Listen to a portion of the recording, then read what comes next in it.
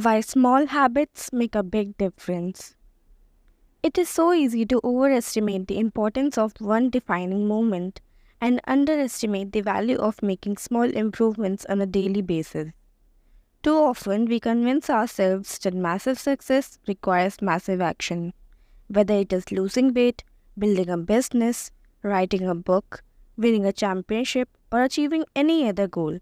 We put pressure on ourselves to make some earth shattering improvement that everyone will talk about. Meanwhile, improving by 1% isn't particularly notable. Sometimes it isn't even noticeable, but it can be far more meaningful, especially in the long run. The difference a tiny improvement can make over time is astounding. Here's how the math works out. If you can get 1% better each day, for 1 year, you will end up 37 times better by the time you are done. Conversely, if you get 1% worse each day for 1 year, you will decline nearly down to zero. What starts as a small win or a minor setback accumulates into something much more. Habits are the compound interest of self improvement. The same way that money multiplies through compound interest, the effects of your habits multiply as you repeat them. They seem to make little difference on any given day, and yet the impact they deliver over the months and years can be enormous. It is only when looking back 2, 5, or perhaps 10 years later that the value of good habits and the cost of bad ones becomes strikingly apparent. This can be a difficult concept to appreciate in daily life. We often dismiss small changes because they don't seem to matter very much in the moment. If you save a little money now, you are still not a millionaire. If you go to the gym 3 days in a row, you are still out of shape. If you study Mandarin for an hour tonight, you still haven't learned the language. We make a few changes, but the results never seem to come quickly, and so we slide back into our previous routines. Unfortunately, the slow pace of transformation also makes it easy to let a bad habit slide. If you eat an unhealthy meal today, the scale doesn't move much. If you work late tonight and ignore your family, they will forgive you. If you procrastinate and put your project off until tomorrow, there will usually be time to finish it later. A single decision is easy to dismiss. But when we repeat 1% errors day after day, by replicating poor decisions, duplicating tiny mistakes, and rationalizing little excuses, our small choices compound into toxic results. It's the accumulation of many missteps, a 1% decline here and there, that eventually leads to a problem. The impact created by a change in your habits is similar to the effect of shifting the routine of an airplane by just a few degrees.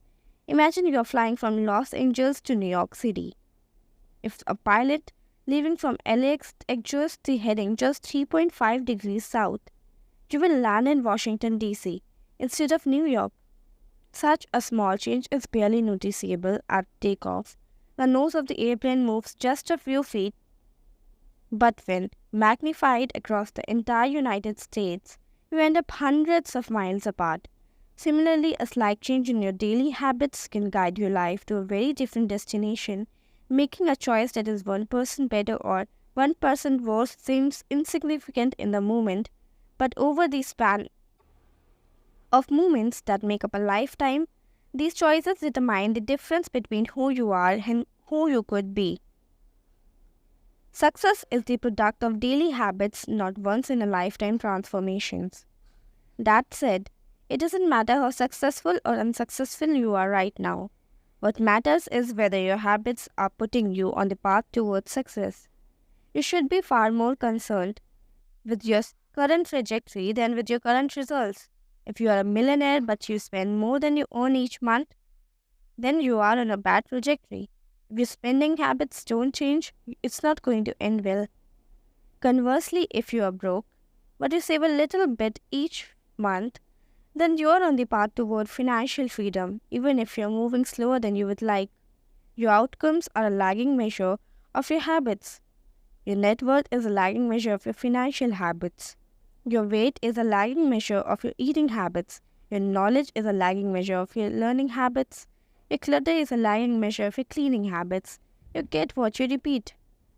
If you want to predict where you will end up in a life, All you have to do is follow the curve of tiny gains or tiny losses and see how your daily choices will compound 10 or 20 years down the line. Are you spending less than you earn each month? Are you making it into the gym each week? Are you reading books and learning something new each day? Tiny battles like these are the ones that will define your future self. Time magnifies the margin between success and failure. It will multiply whatever you feed it. Good habits make time your ally. Bad habits make time your enemy. Habits are a double-edged sword, but bad habits can cut you down just as easily as good habits can build you up, which is why understanding the details is crucial. You need to know how habits work and how to design them to your liking, so you can avoid the dangerous half of the blade. What progress is really like. Imagine that you have an ice cube sitting on a table in front of you. The room is cold and you can see your breath. It is currently 25 degrees. Ever so slowly the room begins to heat up. 26 degrees, 27, 28. The ice cube is still sitting on the table in front of you. 29 degrees, 30, 31. Still nothing has happened. Then 32 degrees. The ice begins to melt. A 1 degree shift, seemingly no different from the temperature increases before it, has unlocked a huge change. Breakthrough moments are often the result of many previous actions which build up the potential required to unleash a major change. This pattern shows up everywhere. Cancer spends 80% of its life undetectable, then takes over the body in months. Bamboo can barely be seen for the first 5 years as it builds extensive root systems underground before exploding 90 feet into the air within 6 weeks. Similarly, habits often appear to make no difference until you cross a critical threshold and unlock a new level of performance. In the early and middle ages of any quest, there is often a valley of disappointment. You expect to make progress in a linear fashion, and it's frustrating how ineffective changes can seem during the first days, weekends, and even months. It doesn't feel like you are going anywhere. It's the hallmark of any compounding process. The most powerful outcomes are delayed. This is one of the core reasons why it is so hard to build habits that last. People make a few small changes, fail to see a tangible result, and decide to stop. You think, I've been running every day for a month, so why can't I see any change in my body? Once this kind of thinking takes over, it's easy to let good habits fall by the wayside.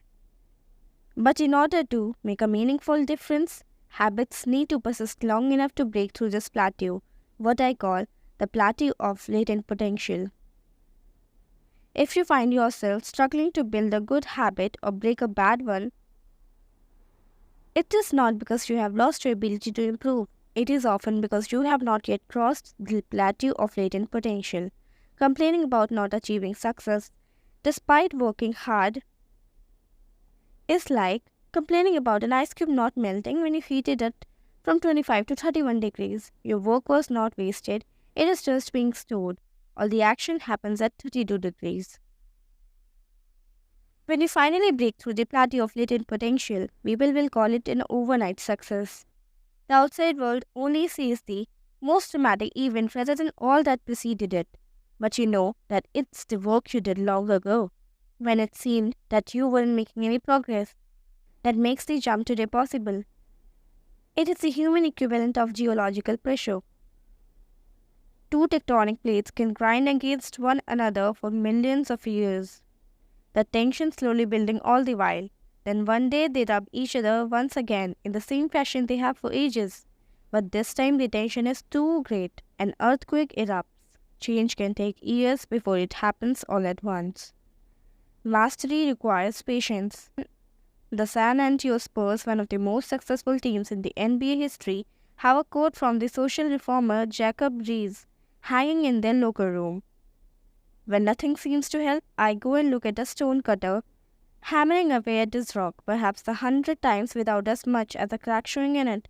Yet, at the 101st blow, it will split into two. And I know that it was not that last blow that did it, but all that had gone before. All big things come from small beginnings. The seed of every habit is a single tiny decision, but as that decision is repeated, a habit sprouts and grows stronger. Roots entrench themselves and branches grow. The task of breaking a bad habit is like uprooting a powerful oak within us, and the task of building good habit is like cultivating a delicate flower one day at a time. But what determines whether we stick with a habit long enough to survive the plateau of latent potential and break through to the other side? What is stuff that causes some people to slide into unwanted habits and enables others to enjoy the compounding effects of good ones?